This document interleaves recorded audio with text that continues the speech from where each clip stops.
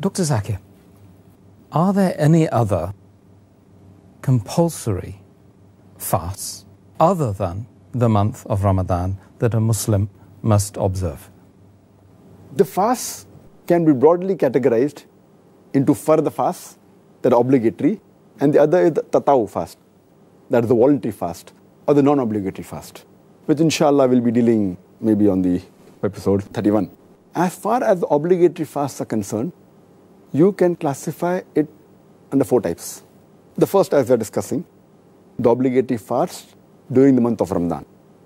The second is, if a person misses the fast of Ramadan for any reason,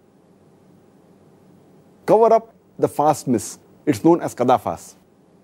The third is fasting for expiation of the sins. If you committed a sin and you have to fast, give a Kaffara. That's the third type. And the fourth is fasting if you are vowed to fast. So these are basically the 4 types of fard fasting which are there in Islam.